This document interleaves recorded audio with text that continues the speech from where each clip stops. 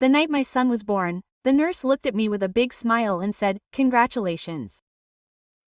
But my father's face fell the moment he laid eyes on the little boy.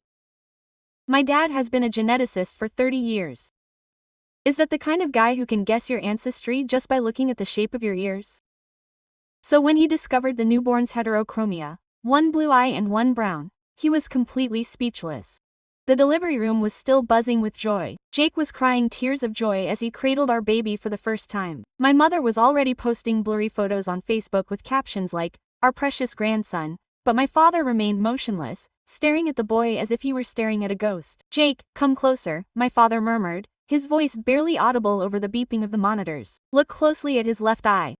Jake placed the baby under the overhead light, puzzled. "It's brown." "So what? Heterochromia isn't that uncommon." "It's not just brown," Dad replied, and I could feel his voice starting to shake. "It's sectoral heterochromia with a very distinctive golden pattern around the pupil. The brown fades to amber in 3 precise segments, like a twilight." I felt my stomach sink. My father never gets upset about genetics unless something is really serious. "Dad, what are you trying to say?" He searched his phone with shaking hands as he flipped through old images stored in the cloud. "Look at this one," he finally said. The photograph showed my deceased brother, Donnie, at 3 months old, taken in that very same hospital. The same eye pattern, the same golden circle, the same division into sectors that went from brown to amber, the same 3 rays radiating from the pupil, like the spokes of a wheel. "It's impossible," Jake stammered, comparing the photo to our son over and over again. "Donnie died 5 years ago in a car accident. Do you remember?" My father looked at me then, and I saw his scientific mind beginning to put the pieces together. Before he died in that accident, Donnie had planned to start a family with Sarah. When he returned from his deployment, he donated sperm at a fertility clinic as a backup, in case something happened to him overseas. My heart was beating so hard it was ringing in my ears. After 3 years of trying to conceive naturally without success, Jake and I finally turned to an anonymous donor to have this baby. "Or was that what I thought, Jake?" I said, and my voice sounded firmer than I had imagined. "What did you do?" He avoided my gaze. His eyes were still fixed on the child, but his expression had changed. It was no longer happiness, it was remorse. "I have to talk to Sarah," he blurted out suddenly, handing me the baby. "I'll be right back. Don't move from here." My father blocked the door. "You're going to explain right now why this kid has Danny's eyes." Jake recoiled as if he'd been hit. "We were the ones who made a mistake. What didn't you think?" I raised my voice and the baby started to cry. That a geneticist would recognize such a unique genetic pattern? The nurse tried to calm the situation down by saying we should all be calm for the little guy's sake, but my father held up his hand. "Call the head of the fertility clinic right now." "Sir, it's 11 at night, I don't care now. This is possible medical fraud and I demand answers." Jake slumped into the chair by the window with his head in his hands. "I'm sorry," he whispered. "I'm so sorry. What exactly are you feeling?" I asked as I rocked the baby comfortingly. "Speak clearly." "Sarah came to see me a year ago. She was devastated. She told me that Donnie had been the love of her life and that she had lost her only chance to have a child with him. Donnie donated sperm exclusively for her," my father interrupted. "He signed specific documents." "I know," Jake continued, running his hands through his hair. "But Sarah claimed there was a way, that the clinic could make an exception if I, as his husband, authorized its use." The air left my lungs. "Are you telling me you allowed them to use my dead brother's sperm without consulting me?" Sarah pleaded with me. She said it was all she had left of Donnie, that he wished she had his child. "But I'm your wife," I screamed. "I chose to use an anonymous donor. How could you?" "I thought you'd never find out," Jake confessed, and the words stabbed me. The doctors said the chance of the baby inheriting Danny's eyes was slim, 1 in a million, but it happened, my father added icily. "And now we have to face the consequences of your deception." My mother, who had remained silent until then, finally spoke. "Jake, Sarah knows the baby is Danny's." The silence that followed was answer enough. "Oh my God," I murmured. "How many people knew about this besides me?" "Just Sarah and me," Jake replied quickly. "No one else." "I swear, your oaths are worthless now." I spat. "Where is Sarah now?" "In the waiting room. She wanted to be there when the baby was born." My father threw open the door. "Someone get Sarah Collins right now."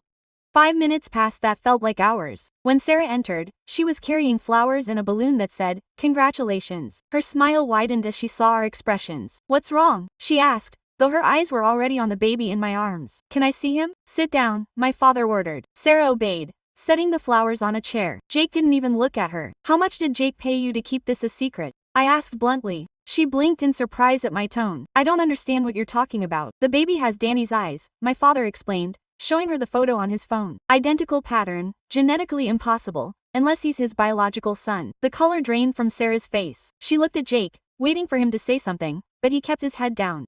Sarah stammered. Don't lie, I said coldly. I know Jake authorized the use of Danny's sperm. What I want to know is why you thought you had the right to decide for me. Sarah straightened up, and for the first time I saw something different in her eyes. Not guilt, but possession. Donnie was my boyfriend. We were getting married. That sperm was meant for me, not some unknown donor. I'm not some unknown donor, I replied. I'm his sister, and this is my child. This is Danny's child, Sarah corrected. The venom in her voice chilled me. Genetically, biologically, it's Danny's. You were just the surrogate. My mother shot to her feet.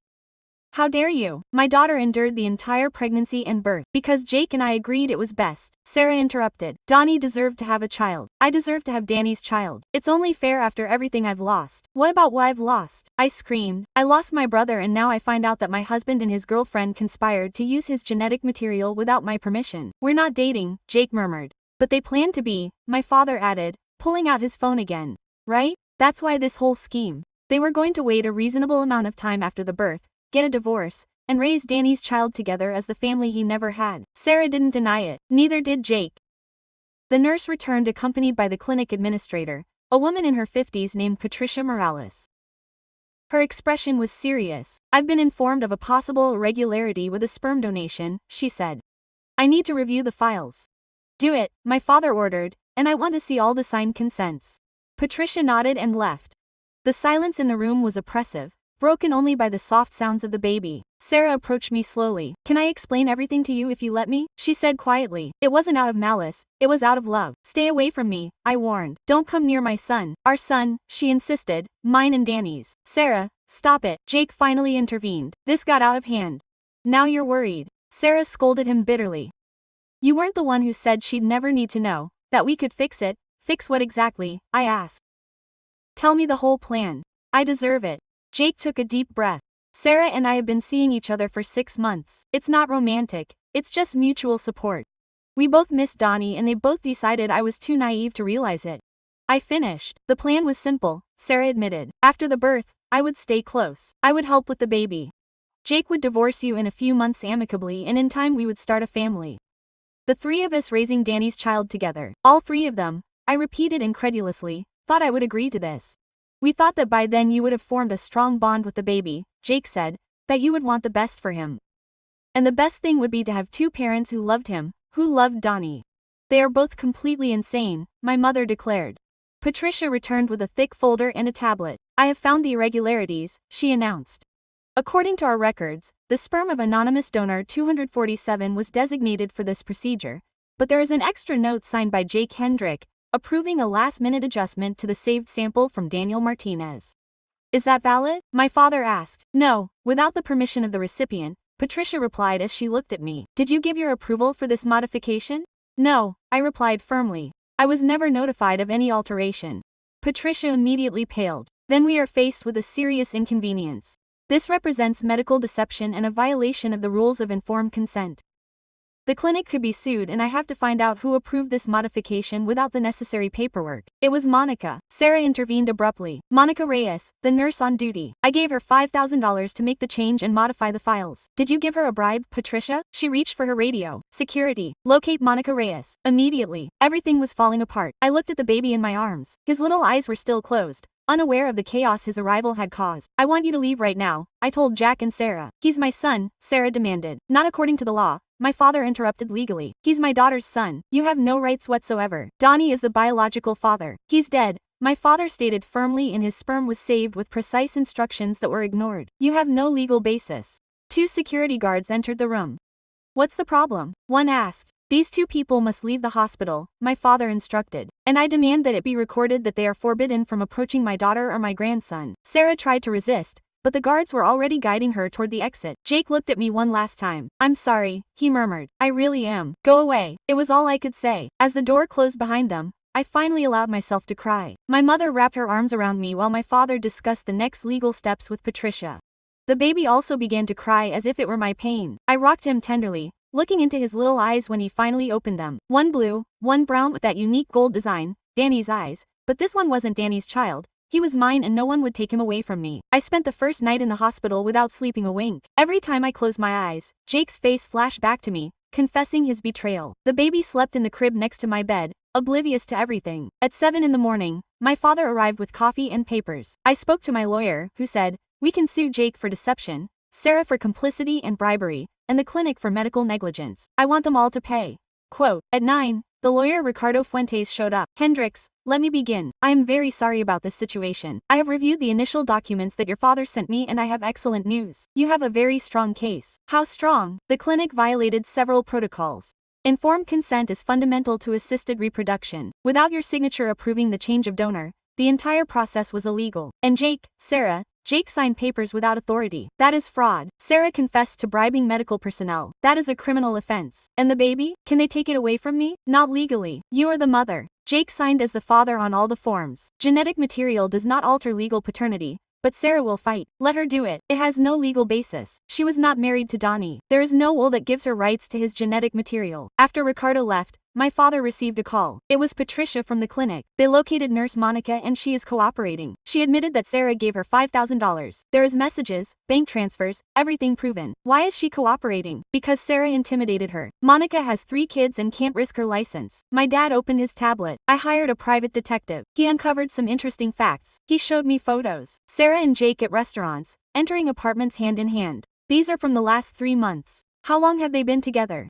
The detective found phone records from 8 months ago, right after they decided to use a donor. It was all premeditated. The door opened. A nurse named Teresa came in. "Excuse me, there are 2 people at the front desk asking for you. Jake Hendrix and Sarah Collins. Tell them to leave." I already did. They insist on not leaving. They're making a scene. My dad stood up. "I'll call security." "No, let him in, but only with witnesses. I want Ricardo present." When Ricardo arrived, I allowed Jake and Sarah to enter. They advanced cautiously. Sarah was carrying a large bag. "Thank you for seeing us," Jake began. "They have 5 minutes. Speak." Sarah put down her bag. "I brought baby supplies. Clothes, diapers. I don't want them. They're for the baby, not you. Anything that comes from you is poisoned." Sarah sighed deeply.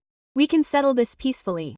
Peacefully. Like when you bribed a nurse to invade my body with genetic material I didn't approve of. Don't look at it that way. How do you want me to look at it? As a gesture of kindness, Jake stepped in. "We're just looking for contact with the baby. Supervised visitation." "Not right now," my father added. "They'd eventually claim custody. We just want to be a part of his life. He's Danny's son," Sarah insisted. Ricardo cleared his throat. "I should warn you that my client is preparing civil and criminal lawsuits. I suggest you get lawyers." Jake turned pale. "Criminal lawsuits. Fraud, conspiracy, bribery. Nurse Monica is cooperating with the police. She has proof of her payments." Sarah stood up. "This is absurd. We're only using sperm that Donnie left without consent," Ricardo corrected, "through bribery and forgery. Jake is her husband. He had a right." "Not over my body," I replied. "Not over my pregnancy. Not over my child. He is Danny's child," Sarah shouted. "Genetically, he is Danny's." "That means a lawsuit for reproductive fraud," Ricardo replied. "And possible prison for both of us." Jake sank into a chair. "No way, we didn't go that far." "Oh, no." My father pulled out his tablet. "These photos prove otherwise. 8 months of hidden romance, months of preparation. When did they think this was right?" Sarah looked at the images and her expression changed. The victim facade vanished. "We did what was necessary. Donnie deserves a child. I deserve to have one. It involves taking some shortcuts. So be it." "Shortcuts," I repeated. "You call breaking federal reproductive laws shortcuts. I call preserving the legacy of the man I loved love, because your love ruined my marriage and my fate. I hope it makes up for it." The 5 minutes had stretched to 20. Nurse Teresa looked at him. His watch. "It's time for them to go," he said. "The patient needs to rest." Jake stood up slowly. "Is there any way to fix this? Anything I can do? Get a divorce.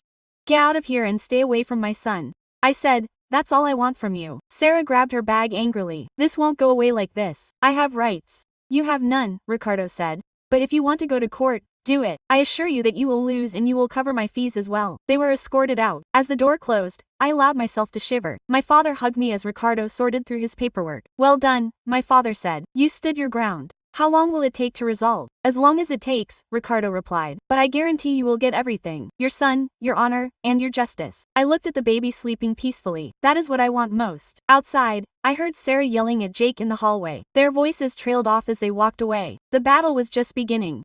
2 weeks after I gave birth, Jake showed up at my apartment unannounced. What are you doing here? I need to talk to you. I signed the divorce papers. I'm giving up custody. That froze me. Why? Because you were right. Sarah manipulated me. But you need to know something. Sarah didn't act alone. I let it go. She pulled out her phone and showed me messages from Sarah and someone else. Marcus. Who's Marcus? Sarah's brother, an estate lawyer. I read the messages. They were discussing Danny's estate, insurance policies, bank accounts. Donnie had $2 million in insurance. The beneficiary was Sarah. Since they weren't married, the money went into her estate and with no direct heirs it was locked up. But if Sarah could prove she had Danny's child, the baby would inherit and she would be the legal guardian. Exactly. That was the real plan. Not love or legacy, but money. I sat there absorbing the news. When did you find out? 3 days ago. Sarah asked me to sign papers giving her temporary custody while you recovered. I refused. Marcus came to my office with threats. What threats? That they would accuse me of fraud too. That they would make me look like the only one to blame. Sarah would be the victim and I would go to jail. You should go to jail. I know and I accept it. But first I have to correct it. Marcus has influence. He has already filed papers in court stating that Sarah has rights to the baby as Danny's common law partner. That is false. My father investigated. Donnie and Sarah only dated for 6 months. They falsified documents, emails, photos, even a cohabitation agreement signed by Donnie. I called my father immediately. He arrived with Ricardo in 20 minutes. Is this true? Ricardo asked as he reviewed the messages. I have audio of conversations with Marcus. Jake activated a recording. Marcus's voice sounded icy. If the biological mother does not cooperate, we will ruin her through legal means. We have the necessary means. Donnie left enough funds to litigate this for years. Ricardo quickly wrote down notes. This changes everything. This isn't just about reproductive fraud. This is a conspiracy to commit financial fraud. What do you require of me? Jake asked. That you testify as a witness and turn over all the material you have. Audios, texts, papers. I will do it without hesitation. Dad looked at Jake with deep disgust. Why now? Why not at the beginning of all this? Because I believe that Sarah really loved Donnie. But 3 days ago I overheard another conversation between her and Marcus. They were discussing what they would do with the funds, trips, financial placements, a residence on the coast. Not once did they allude to the child. Only to the money. Where do you keep those recordings? In my online storage. I will share access with you immediately. While Jake sent the files, Dad made several calls. First to Patricia at the medical center, then to a private investigator, and finally to an acquaintance in the district attorney's office. This is much more serious than I imagined, Dad commented. Marcus has a track record. He's done it with other people. How does he locate vulnerable individuals who have lost spouses with assets, persuade them to claim inheritances by any means possible? He keeps 40%. He's an expert con man and Sarah acts as his ally. He probably never felt love for Donnie, he just saw a benefit. Jake looked nauseated. He showed me images, letters that he supposedly wrote. They all looked authentic. You keep them in your flat. Go get them immediately. Jake left. Ricardo was preparing an urgent application. We'll ask for Sarah's claims to be blocked. Also, an injunction and an investigation into Marcus. How long will that take? If the magistrate examines this evidence, he could decide tomorrow. Jake returned with the papers. Ricardo and Dad analyzed them. These letters are imitations. The handwriting does not match Danny's. Dad compared the images. These photographs have been manipulated. The shadows do not match. This date is impossible because Donnie was on a mission. Sarah fabricated a total lie, Ricardo added. With specialized support. Marcus has collaborators. The child, me. I went to pick him up. When Jake returned, he was signing a affidavit. I assume the repercussions. You'll end up in jail, Ricardo warned. I accept it. But now I will act with integrity. You're late, I commented. Although you can't change the past, live with it. Dad, he indicated the exit. We already have what we need. Jake walked toward the door. He paused. What will they call it? It's none of your business. Quote. As he left, Ricardo sorted out the paperwork. I'll file it tomorrow. Hopefully we'll get a hearing before the weekend, and even if the judge doesn't rule soon, he will. Quote. A deception of this magnitude is not ignored. Dad installed additional cameras and replaced the locks. Quote. Sarah won't give up easily. The funds make her risky. I understand. But we have all the evidence. She won't succeed. I looked at the sleeping child. Her closed eyelids hid the design that had triggered the crisis. I just want it to end. It will end, I assure you. The real storm was just beginning. The urgent hearing took place 3 days later. Judge Beatriz Moreno was known for her rigor. Sarah and Marcus appeared accompanied by 2 lawyers. Sarah was in mourning. Marcus wore an expensive suit and a confident face. I sat down next to Ricardo and Dad. Jake was in another room to testify. The judge studied the files for 10 minutes. Miss Collins, you claim rights over the infant as the common law partner of the deceased biological parent. Exactly, Your Excellency, replied Sarah's attorney. My client and Daniel Martinez had a solid union. They were planning to get married. He has evidence, yes, letters, images, statements. Ricardo stood up. We have evidence that such documents are apocryphal.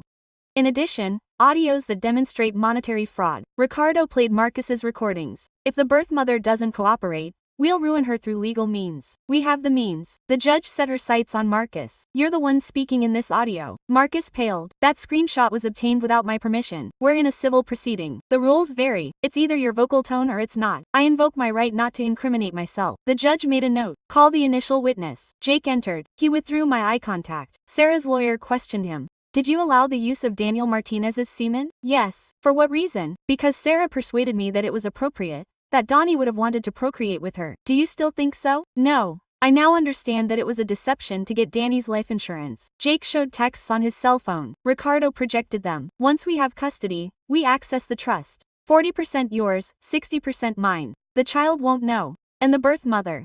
We ruin her and she's in the way. I have links in child protection. The magistrate took off her glasses. Miss Collins, do you wish to comment? Sarah stood up unsteadily. Those texts are out of context. We were only exploring legal alternatives. Alternatives to ruin the infant's mother. Sarah fell. Then Monica, the nurse, testified. She admitted to everything. The $5,000, the alteration of files, Sarah's intimidation. She warned me that if I revealed it I would lose my title, my home, everything. Why is she testifying now? Because I have 3 children. What do I give them if I persist in my falsehood? Dad presented his genetic study and described the eye design. Chances are this infant is biologically the son of my deceased descendant. But that does not grant Miss Collins any rights. They did not get married. There is no legacy and their motivations are clearly not noble. Ricardo showed the false documents, the letters with discordant handwriting, the retouched images.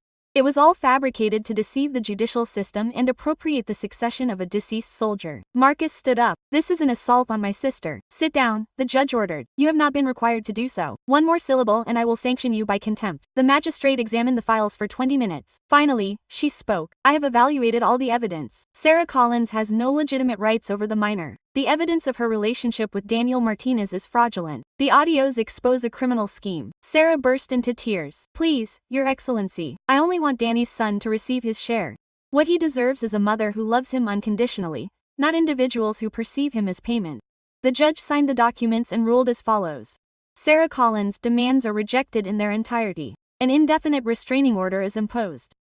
Sarah Collins may not come within 500 meters of the child or his mother. Daniel Martinez's estate is frozen until a criminal investigation.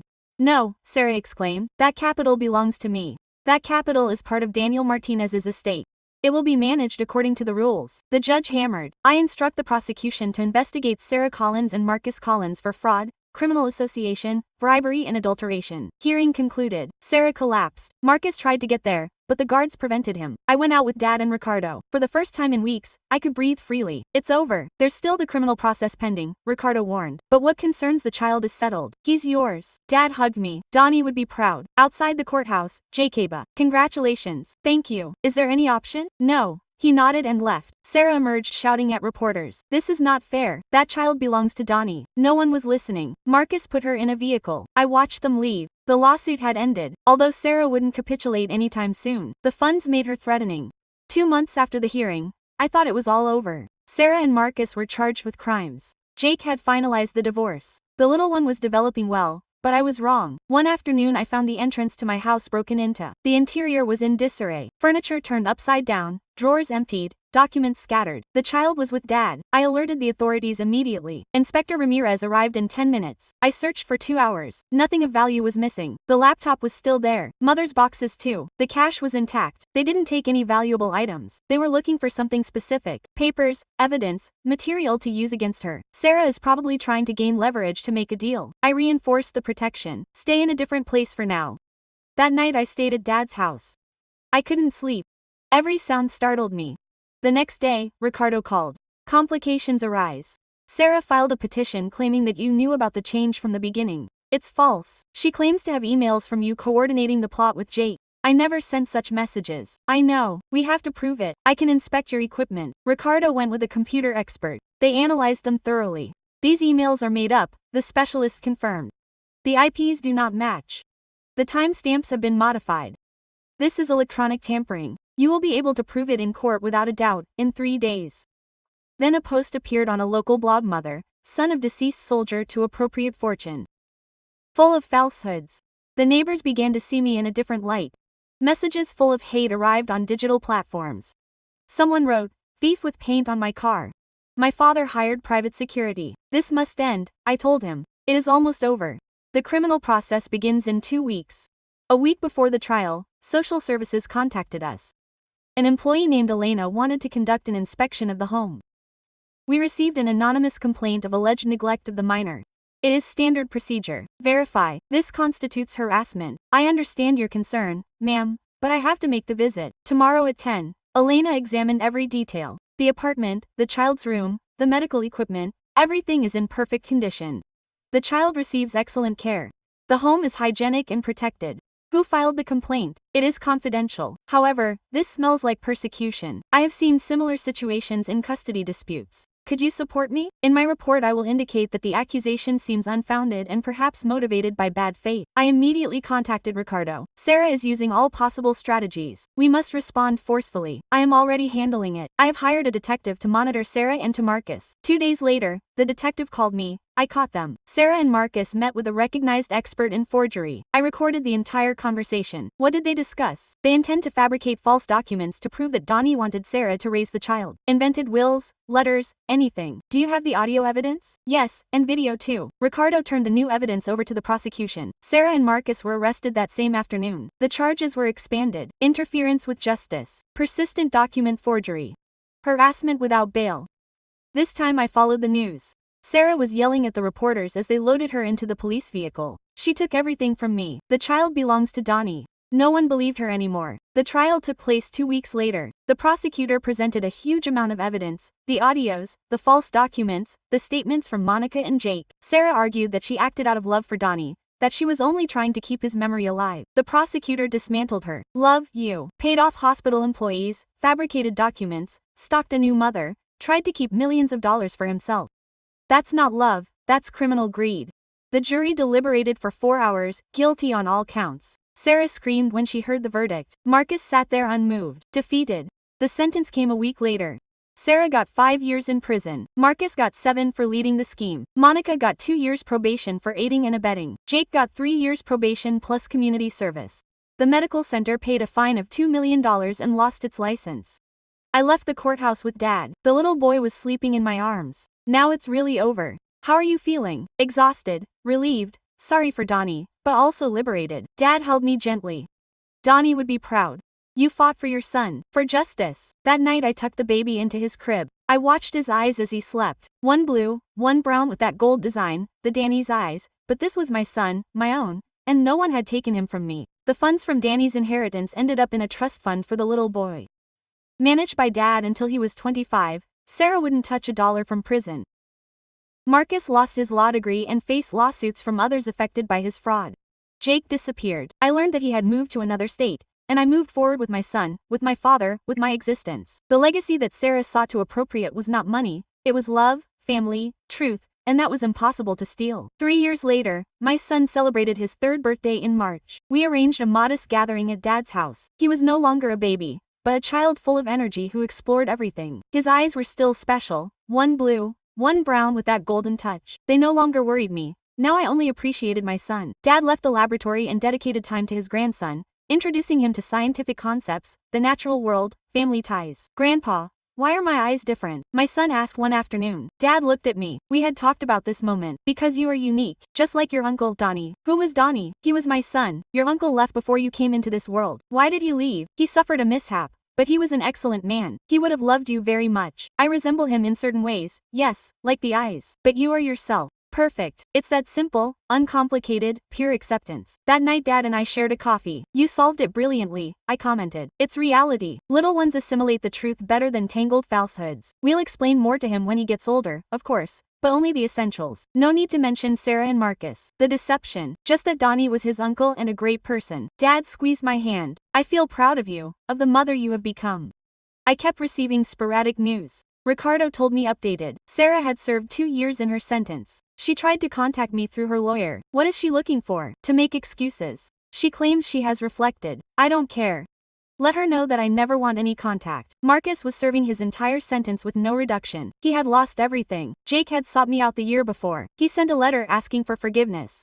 He expressed remorse.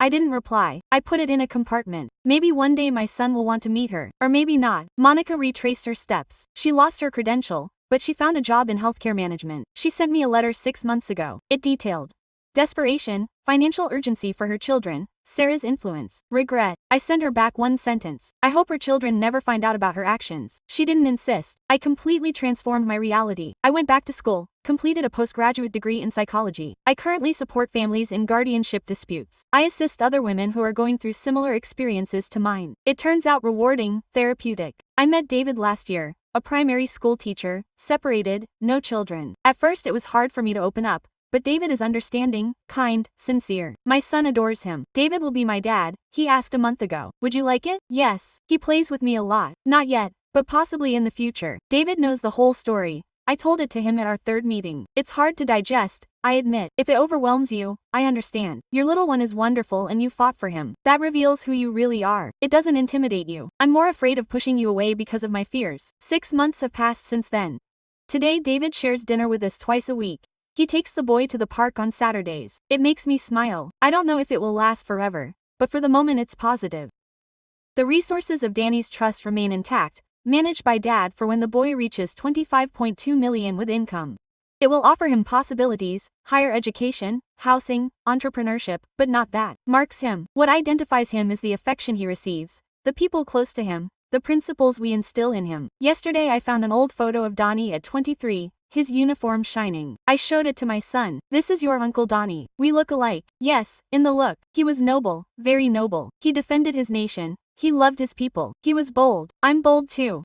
Super bold. He carefully placed it next to one of ours. Dad, him and I, his real family. That night I settled on the terrace. The city loomed below. I reflected on what I had experienced, the disloyalty, the suffering, the struggle, the triumph. I didn't regret anything. Maybe having put my trust in Jake, not detecting the warnings, but fighting for my son, protecting the truth, rebuilding my world. There was no remorse for that. My phone vibrated. It was David. How was your day? Calm. Good. Ordinary. I enjoy it. Ordinary. For me. Same. I looked at the stars. Sarah remained imprisoned.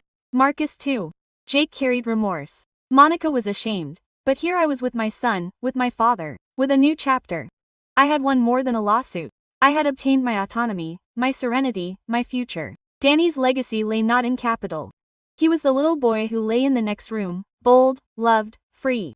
My son, mine alone.